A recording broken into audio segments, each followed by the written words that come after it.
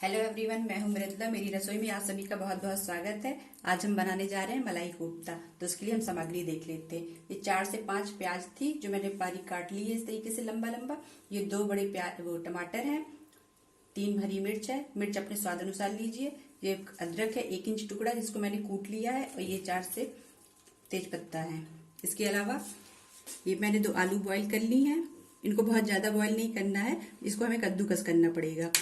अगर ज्यादा ही बॉईल हो जाती तो कोई बात नहीं, बस गुलती वगैरह इसमें न रह जाए। ये थोड़ा सा खोया है जिसको मैंने तवे पर गरम कर लिया था। ये पनीर है, और ये 1 इंच अदरक का टुकड़ा है जिसको मैंने कूट लिया था। इसके अलावा भरने के लिए मेरे पास ये काजू और ये किशमिश है। किशमिश मेरे पास बड़ी थी तो मैंने इसको 3 टुकड़ों में काट लिया है। कॉर्नफ्लोर है और बेसन है। इसके अलावा ये 3 से 4 दिन की मलाई है। चलिए हम गैस, ये देखिए कि तेल गरम हो चुका है। इसमें हम जीरा डाल देंगे, इसमें हम ये तेज पत्ता भी डाल देंगे। गैस हमने धीमी कर रखी है। इसमें हम ये प्याज भी डाल देंगे। इसी में हम ये 3 मिर्च डाल देंगे। ये अदरक जो हमने कूट के रखा था ये भी हम डाल देंगे। इसको थोड़ा सा हम पकाएंगे, उसके बाद हम इसमें टमाटर डालेंगे। इसके अलावा ये इधर देखिए, ये जो खोआ रखा था मैंने, ये खोआ ऑप्शनल है। अगर आपके पास है तो आप इसको डालिए, अगर नहीं है तो आप इसको स्किप कर दीजिए। इसके अलावा ये ड्राई फ्रूट्स जो हैं, ड्राई फ्रूट्स है, अगर ये भी आप नहीं डालना चाहती तो इसको भी स्किप कर सकती हैं। हम इन दोनों चीजों के बगैर भी इसको बना सकते हैं। देखिए प्याज थोड़ा सा पक चुका है। अब इसमें हम टमाटर डाल देंगे।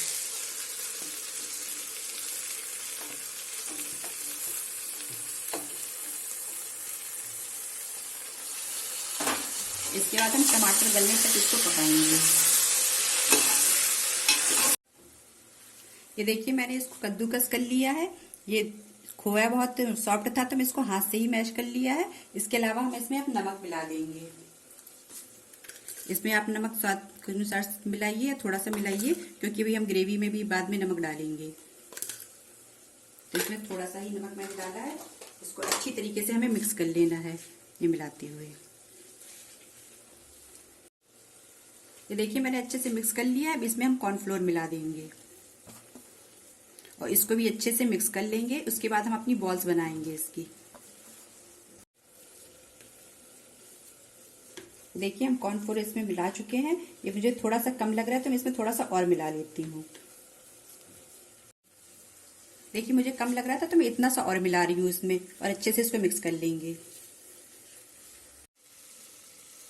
ये देखिए हमने जो प्याज पका रहे थे टमाटर, वो पक चुका है अच्छी तरीके से। अब इसको हम एक प्लेट में निकाल लेंगे, ठंडा करेंगे और तेज पत्ता इससे हटा देंगे, और तब हम इसको पीसेंगे। ये देखिए इसके हम तेज पत्ता निकाल देंगे।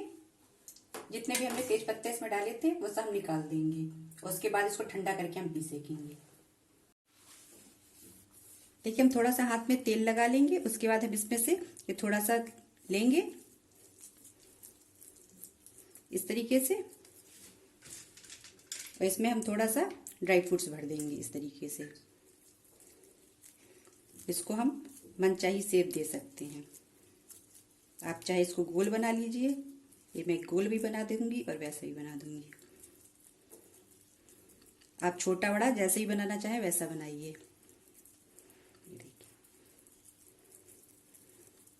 इसको हम गोल कर लेंगे। इसके बाद हम इसको इस तरीके से इस पे लपेट देंगे ताकि ये हमारे तलने में फैले नहीं, और एक्स्ट्रा जो होगा वो हम इस तरीके से झाड़ देंगे। इसी तरह से हम सब बना कर रख लेंगे।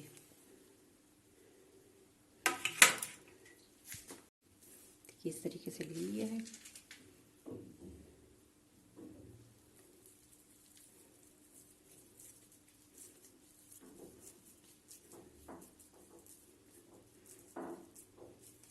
जैसा आपको अच्छा लगे आप वैसा बनाइए।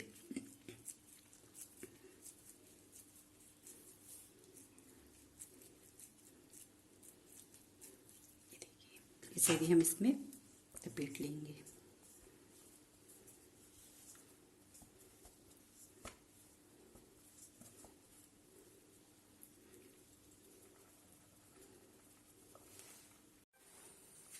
देखिए हमने कढ़ाई पे तेल गरम कर लिया है। हमने जो पहले बॉल्स बनाई हैं उनको हम इसमें फ्राई करके देख लेंगे, ताकि जो है कि अगर ये फट रही है तो हमको कॉर्नफ्लोर और मिलाना पड़ेगा, अगर नहीं फट रही है तो हमको इसमें कोई मिलाने की जरूरत नहीं, हम बाकी बॉल्स तैयार कर लेंगे। और इसको डालने के बाद तुरंत इसको टच नहीं करना है, नहीं तो ये फैल सकती है। हम इसके ऊपर तेल ऊपर से ऐसे ऐसे कर सकते हैं।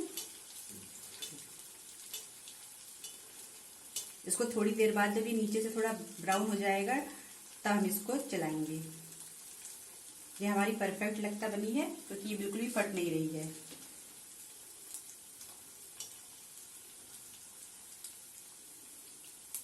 तो थोड़ा सा फ्राई करेंगे, इसके ऊपर इस तरीके से तेल डालते रहेंगे। हमें इसमें कुछ भी मिलाने की जरूरत नहीं है। बहुत आराम से पलट जाएगी। ये देखिए अब हम सारी बॉल्स अपनी तैयार कर लेंगे।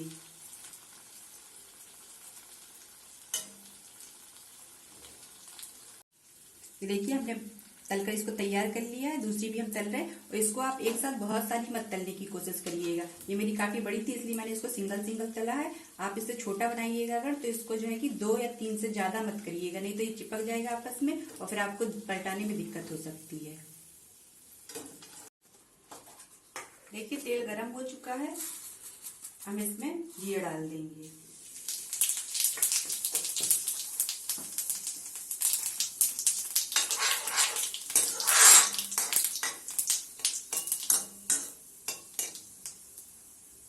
अब इसके बाद हम बेसन डाल देंगे।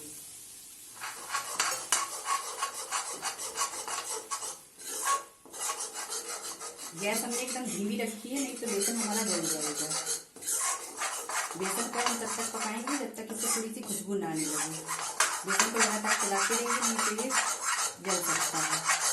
तो गैस एकदम धीमी रखिए।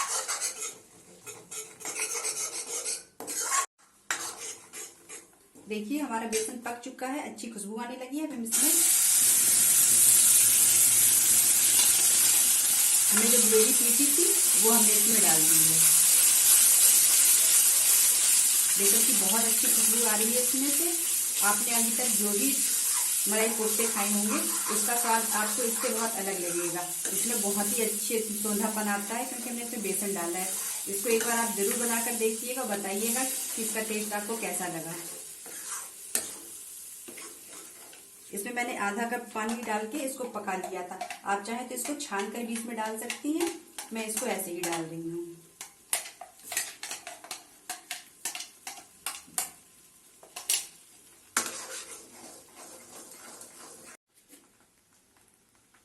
हम इसमें सूखे मसाले डाल देंगे। ये देखिए ये नमक है, नमक स्वाद अनुसार है, पिसी धनिया है, गरम मसाला है, काश्मीरी लाल मिर्च है और हल्दी है। आप चाहें तो इसमें लाल मिर्च पाउडर डाल सकती हैं, लेकिन मैंने मिर्चे हरे डाल दिए थे इसलिए मैं लाल मिर्च नहीं डालूंगी। मेरे घर में खाई भी नहीं जाती है, इसलिए मैं कलर के लिए काश्मीरी लाल मिर्च डाल रही हूँ।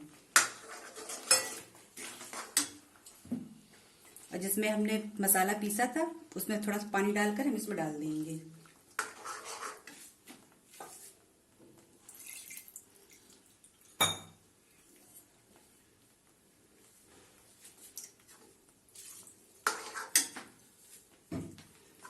हमें इसको अच्छी तरीके से पकाना है।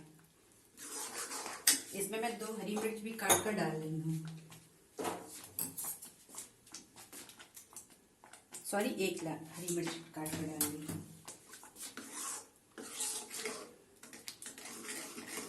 अब इसको गाढ़ा होने तक पकाएंगे। हल्का सा पानी और डालेंगे इसमें, ताकि मसाले अच्छी तरीके से इसमें पक जाएं। इसको आप ढककर पका लीजिए, या जैसे आप पकाना चाहें ऐसे पका लीजिए। मैं इसको थोड़ा सा ढककर पका लूंगी और बीच बीच में इसको चलाती रहूंगी जाकर। देखिए मैंने इसको 4 से 5 मिनट के लिए पका लिया है। इसका पूरा पानी पक चुका है, मसाले भी पक चुके हैं। ये देखिए ये एकदम इस तरीके से हो रहा है। अब इसमें हम कसूरी मेथी डाल देंगे। कसूरी मेथी को मैंने थोड़ा सा गर्म कर लिया था, फिर इसको क्रश करके रख लिया था। अब मैं इसको डाल दूंगी। अब इसमें मैं पानी डाल दूंगी। अगर आप ग्रेवी को एकदम क्रीमी बनाना चाहती हैं तो इसको जो है ग्रेवी को छान कर ही डालिएगा। और जो हम मलाई अभी डालेंगे उसको भी आपको छान वो अच्छे से फेंट कर डालना है, स्मूथ करके।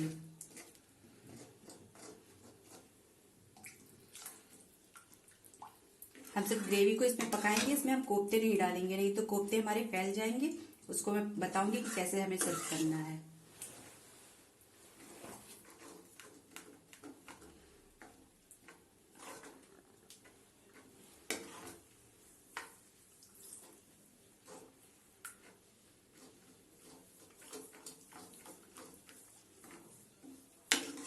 अब इसे हमें थोड़ी देर के लिए पकाना पड़ेगा।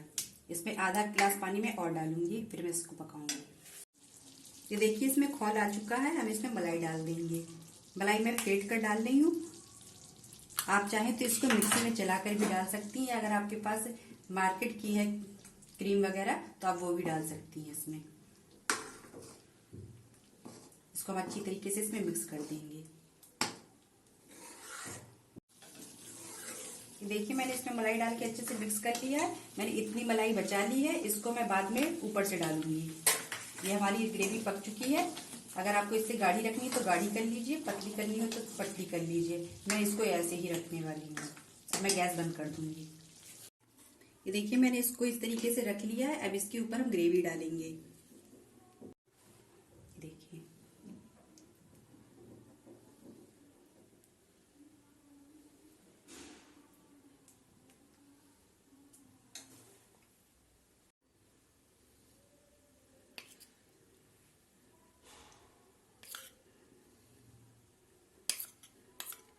और एक चीज याद रखिएगा कि इसमें जो है कि जब भी आप ग्रेवी डालेंगी तो वो एकदम गर्म होनी चाहिए, नहीं तो ये जो मलाई कोफ्ते हैं वो अच्छी तरीके से हमारे फूलेंगे नहीं।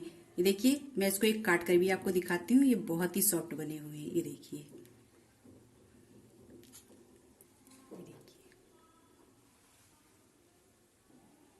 अगर आपको वीडियो अच्छा लगा हो तो इसको लाइक करिए, सब्सक्राइब करिए। Thank you.